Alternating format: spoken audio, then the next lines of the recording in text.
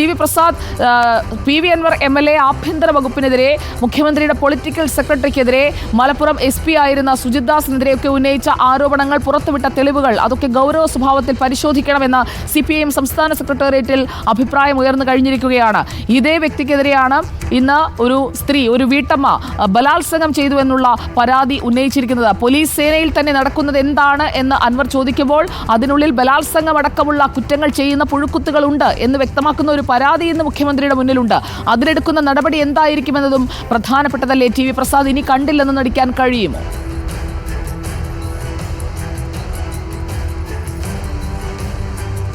ഒരു സ്ത്രീ തന്നെ ബലാത്സംഗം ചെയ്തു എന്ന് സാക്ഷികൾ സഹിതം ഒരു പരാതി കൊടുത്തു കഴിഞ്ഞാൽ ഒരു കാരണവശാലും അതിൽ നടപടി എടുക്കാതിരിക്കാൻ കഴിയില്ല.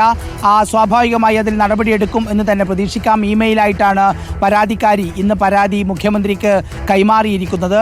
സ്വാഭാവികമായി അതിൽ നടപടി ഉണ്ടാകുമെന്ന് തന്നെ നമുക്ക് പ്രതീക്ഷിക്കാം. സമീപകാലത്തൊന്നും കേരളത്തിൽ കേൾക്കാത്ത രീതിയിലുള്ള ഒരു ആരോപണമാണ് ഇന്നിപ്പോൾ ഉയർന്നിരിക്കുന്നത്. വളരെ ഗൗരവതരമാണ്. അതായത് ഒരു വീടിൻ്റെ വസ്തുതർക്കവുമായി ബന്ധപ്പെട്ട് ഒരു പരാതിയുമായി യുവതി പൊന്നാനി CI ഓഫീസിൽ പോകുന്നു. അവിടെ പോയിട്ട് അതിന് പരാതിക്ക് റെസിപ്റ്റ് കൊടുക്കുന്നില്ല, മടക്കി അയക്കുന്നു. മടക്കി അയച്ചതിന് ശേഷം നോക്കിക്കൊള്ളാമെന്ന് പറഞ്ഞ് മടക്കി അയച്ചതിന് ശേഷം രാത്രി 10 മണിയോടുകൂടി സിവിൽ ഡ്രസ്സിൽ ഔദ്യോഗിക വാഹനത്തിലല്ലാതെ വീട്ടിലേക്ക് വരുന്നു. കതക് തട്ടി വിളിക്കുന്നു. അകത്തേക്ക് കയറുന്ന സമയത്ത് യുവതിയുടെ ഒരു സുഹൃത്തും അതുപോലെ കുഞ്ഞും ഈ യുവതിയുടെ കുഞ്ഞുമെല്ലാം വീട്ടിലുണ്ടായിരുന്നു. അവരുടെ കൺമുന്നിൽ നിന്ന് കാര്യങ്ങൾ സംസാരിച്ചതിന് ശേഷം മുറിയിലേക്ക് വിളിച്ചു കൊണ്ടുപോയി അവരെ ചൂഷണം ചെയ്യുന്നു. തിരിച്ചു വരുമ്പോൾ യുവതിയുടെ സുഹൃത്ത് CIയെ ചോദ്യം ചെയ്യുന്നു. അത് നേരത്തെ അവർ വീണ്ടും റിപ്പോർട്ടറിലൂടെ സ്ഥിരീകരിച്ചിട്ടുമുണ്ട്. ഇങ്ങനെ സാക്ഷികളുള്ള ഒരു സംഭവമാണ് CI വിനോദിൻ്റെ ഭാഗത്തുനിന്നുണ്ടായത് എന്നുള്ളത് വ്യക്തമാണ്. പക്ഷേ CI വിനോദ് സ്പെസിഫിക്കായ ചോദ്യങ്ങൾക്ക് മറുപടി നൽകുന്നതിന് പകരം കേരള പോലീസ് മഹത്തരമാണെന്നും സുജിത് ദാസും ബെന്നിയും മെച്ചപ്പെട്ട ഉദ്യോഗസ്ഥരാണെന്നുമുള്ള രീതിയിലുള്ള പ്രതികരണത്തിലേക്കാണ് പോയത്.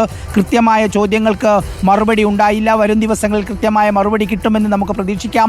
അതുകൂടാതെ പിന്നീട് ബെന്നി എത്തുന്നു. VV ബെന്നി തിരൂർ തിരൂർ DYSP ആയിരുന്നു VV ബെന്നി എത്തിയതിന് ശേഷം ഇവരെ വീണ്ടും ചൂഷണം ചെയ്യാൻ വേണ്ടി ശ്രമിക്കുന്നു. അതിനെ തടയുന്നു. അതുകൊണ്ട് ഒരു ബലാത്സംഗം ഉണ്ടായില്ല. പക്ഷേ അതിനുശേഷം പിന്നീടും VV ബെന്നി ഈ പരാതിയെക്കുറിച്ചൊന്നും പറയുന്നുണ്ടായിരുന്നില്ല. വിനോദിനെക്കുറിച്ച് CI വിനോദ് ചെയ്ത കാര്യത്തെക്കുറിച്ച് പറഞ്ഞതിന് ശേഷം 2 വനിതാ പോലീസ് ഉദ്യോഗസ്ഥർ വന്ന് അവിടെ മൊഴിയെടുക്കുന്നു. പക്ഷേ മൊഴിയെടുത്തത് സ്വാഭാവികമായും ഇത്തരം പരാതികളിൽ അത് FIR രജിസ്റ്റർ ചെയ്തതിന് ശേഷമായിരിക്കണം എന്നുള്ളതാണ്. ഈ വിനോദിൻ്റെ മൊഴിയുടെ അടിസ്ഥാനത്തിൽ കേസ് തന്നെ വേണ്ടെന്ന് വെച്ച് അതങ്ങ് അവസാനിപ്പിക്കുകയാണ് ചെയ്തത്. പരാതിക്കാരുടെ മൊഴിയെടുക്കുന്നില്ല, മറ്റ് നടപടി ഉണ്ടാകുന്നില്ല. അവിടെ നിന്ന് തൻ്റെ ഗതികേട് കൊണ്ട് പരാതിക്കാരിക്ക് SP ഓഫീസിൽ പോകേണ്ടി വരുന്നു. ആദ്യം മകനോടൊപ്പവും കുടുംബ സുഹൃത്തിൻ്റെ ഒന്നിച്ചും പോയി, പിന്നീട് മകൻ്റെ കൂടെ പോയി. അപ്പോഴും പരാതി കൊടുക്കുമ്പോഴും റെസിപ്റ്റോ മറ്റ് വിവരങ്ങളോ ഒന്നും കൊടുക്കാൻ തയ്യാറാകുന്നില്ല. തനിച്ചു വരണമെന്ന് പറയുന്നു. 2 തവണ അവരുടെ സ്വകാര്യ കേന്ദ്രത്തിലേക്ക് കൊണ്ടുപോയി ഈ സ്ത്രീയെ മൃഗീയമായി ചൂഷണം ചെയ്തു എന്നാണ് ഇവർ വിശദീകരിക്കുന്നത്. അതിനുശേഷം നിരവധി കാര്യങ്ങൾ ഉണ്ടായിട്ടുണ്ട്. അതായത് ഇവരുടെ അക്കൗണ്ട് നമ്പർ കൈമാറണമെന്നും അക്കൗണ്ട് നമ്പറിൽ വലിയ തുക നിക്ഷേപിക്കുമെന്നും SP സുജിത് ദാസ് പറയുകയുണ്ടായി. അത് കള്ളപ്പണം വെളുപ്പിക്കാനാണോ എന്ന സംശയമാണ് പ്രധാനമായും ഉയരുന്നത്. അങ്ങനെയല്ല അല്ല എങ്കിൽ എന്തിനാണ് അങ്ങനെയൊരു സംഭാഷണം? മാത്രമല്ല മുഖ്യമന്ത്രി തൻ്റെ അടുത്ത ആളാണെന്നും അതുകൊണ്ട് തന്നെ കൊന്നുകളയുമെന്നും ഭീഷണിപ്പെടുത്തുന്ന നിലയിലേക്ക് സുജിത് ദാസ് മാറുന്നു. പിണറായി വിജയൻ തൻ്റെ അങ്കിളാണ് എന്നാണ് ഈ സ്ത്രീയോട് പറഞ്ഞത്. അതിനുശേഷം ഈ സ്ത്രീക്ക് നീതി കിട്ടിയില്ല, അതിൽ നീറിക്കഴിയുകയായിരുന്നു എന്നാണ് അവരുടെ സുഹൃത്തും നേരത്തെ റിപ്പോർട്ടറിനോട് പറഞ്ഞത്. നമ്മളത് കേട്ടതാണ്. അവിടുന്ന് അങ്ങോട്ടേക്ക് പിന്നെ അവർക്ക് നീതി കിട്ടിയില്ല. പിന്നീടിപ്പോൾ ഈ പോലീസിലെ ഉയർന്നു വരുന്ന പ്രശ്നങ്ങൾ കണ്ടതുകൊണ്ടാണ് PV അൻവർ ഉൾപ്പെടെ ഉയർത്തുന്ന ആരോപണങ്ങൾ കണ്ടതിൻ്റെ ധൈര്യത്തിലാണ് ഈ വിഷയം പരസ്യമായി പറയുന്നതിന് വേണ്ടി അവർ തയ്യാറായി വന്നിട്ടുള്ളത്. തീർച്ചയായും ഗൗരവ സ്വഭാവമുള്ള പരാതിയാണ് എന്നുള്ളത് തന്നെയാണ് നമുക്കും നല്ല ബോധ്യമുള്ളത്. അതുകൊണ്ട് തന്നെയാണ് വളരെ പ്രാധാന്യത്തോടെ നമ്മൾ ഈ വാർത്ത രാവിലെ മുതൽ തന്നെ കൊടുക്കുകയും ചെയ്യുന്നത്. ഇവിടുത്തെ ഉദ്യോഗസ്ഥ സംവിധാനം SP-യും DYSP-യും CIയും വിചാരിച്ചാൽ അവരുടെ പരിധിയിൽ എന്തും ചെയ്യാൻ കഴിയും എന്ന് പറയുന്ന ഒരു ധാർഷ്ട്യമാണ്. അവരോട് ചോദിക്കാനും പറയാനും ആരുമില്ലെന്ന ധൈര്യമാണ് ഈ രീതിയിൽ കാര്യങ്ങൾ മുന്നോട്ട് കൊണ്ടുപോകാൻ അവർക്ക് കഴിയുന്നത്. അവർക്കെതിരെ നടപടിയെടുക്കാൻ ഒരാളും ഇല്ല എന്നുള്ളിടത്താണ് ഇതിൻ്റെ ഏറ്റവും വലിയ പരാജയം. നിരവധി കേസുകൾ SP സുജിത് ദാസിനെതിരെ ഇവിടെ ഉണ്ട്, പരാതികളുണ്ട്. DYSP VV ബെന്നിക്കെതിരെ നിരവധി പരാതികളുണ്ട്. അതിലേറ്റവും പ്രധാനപ്പെട്ടതാണ് താനൂർ കസ്റ്റഡി മരണം. നമ്മുടെ റിപ്പോർട്ടർമാരായ അഷ്കർ അലിയും മുബഷീറും ഇല്ലായിരുന്നുവെങ്കിൽ താമിർ ജഫ്രിയുടെ മരണം ഒരു സാധാരണ കസ്റ്റഡി മരണമായി പോകുമായിരുന്നു.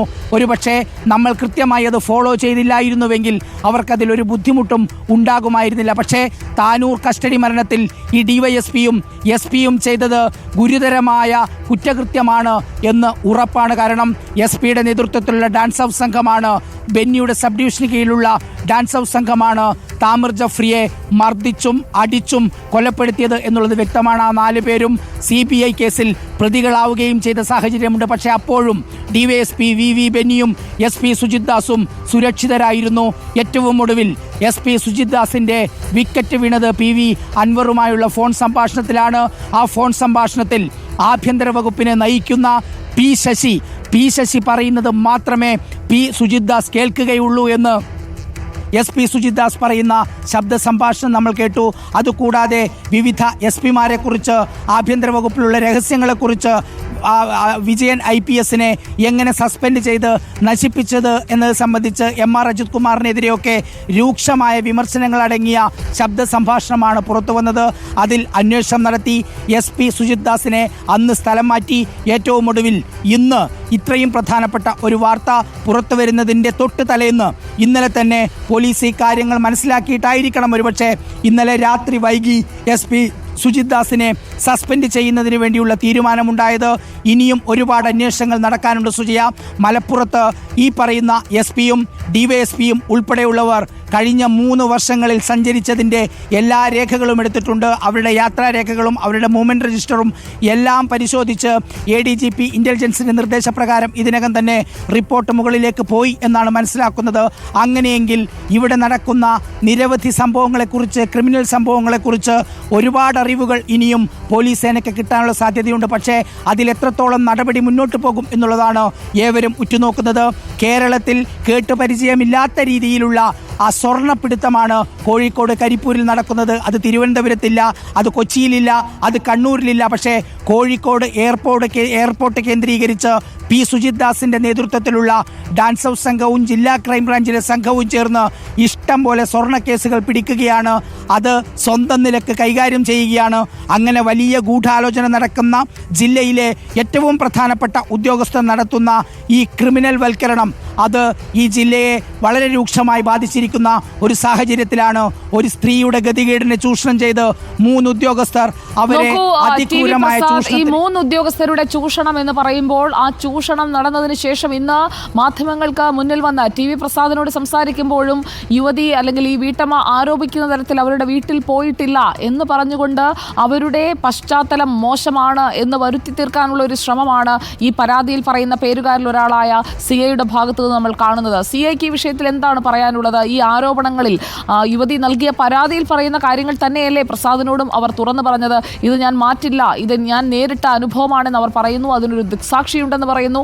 അപ്പോഴും ആത്മവിശ്വാസത്തോടെ വന്ന് ഒരു CIക്ക് പറയാൻ കഴിയുന്നുണ്ട് എങ്കിൽ ഒരിക്കലും ഇതൊന്നും പുറത്തേക്ക് വരില്ല എന്നുള്ള ഒരു ആത്മവിശ്വാസം അവർക്ക് കിട്ടുന്നത് എവിടെ നിന്നാണ് പ്രസാദ്? ഇതേ CI തന്നെയാണ് SP മഹാനായ ഉദ്യോഗസ്ഥനാണെന്നും SP ചെയ്യുന്നത് പോലെയുള്ളൊരു പ്രവർത്തനം മലപ്പുറം ജില്ലയിൽ ആരും ചെയ്തില്ല തുടങ്ങിയ വീരവാദങ്ങൾ പറയുന്നുണ്ടായത്. അതേ SP-യെക്കുറിച്ച് നമ്മൾ ചോദിച്ചു, എന്തിനാണ് അദ്ദേഹം സസ്പെൻഷനിലായത് എന്ന് ചോദിച്ചപ്പോൾ ആ പറഞ്ഞ നാവ് വായുടെ അകത്തേക്ക് പോവുകയാണ്. അതിൽ മറുപടി ഉണ്ടാകുന്നില്ല. നിരവധി ഹണി ട്രാപ്പിൽ പെടുത്തിയിട്ടുണ്ട് ആളുകളെ എന്ന രീതിയിലാണ് ഈ പരാതിക്കാരിയെക്കുറിച്ച് പറഞ്ഞത്. അങ്ങനെ ഹണി ട്രാപ്പിൽ പെടുത്തിയിട്ടുണ്ടെങ്കിൽ പൊന്നാനി പോലീസ് സ്റ്റേഷനിൽ അങ്ങനെ ഒരു കേസുണ്ടോ എന്ന് ചോദിച്ച സമയത്ത് അതിന് മറുപടിയില്ല എന്ന് പറയുന്നു. വിശ്വസിക്കാൻ കൊള്ളാത്ത ഒരു സ്ത്രീയാണെന്ന് പറയുമ്പോഴും അങ്ങനെയെങ്കിൽ ആ സ്ത്രീക്കെതിരെ എന്തുകൊണ്ട് കേസെടുത്തില്ല എന്ന ചോദ്യത്തിന് അതിനും മറുപടിയില്ല. കൃത്യമായ മറുപടി ഇല്ലാത്ത രീതിയിൽ CI മുന്നോട്ട് പോവുകയാണ് ആ പ്രതികരണത്തിൽ എന്നുള്ളതാണ് നമ്മളെല്ലാവരും കണ്ടത്. തീർച്ചയായും ഇത് നമ്മുടെ ബോധ്യത്തിൽ, നമ്മുടെ അന്വേഷണത്തിൽ വളരെ കൃത്യമായി നടന്നിട്ടുള്ളതാണ് എന്ന് വിശ്വസിക്കാനുള്ള തെളിവുകളാണ് നമ്മൾക്ക് കിട്ടിയത് സുജിയ.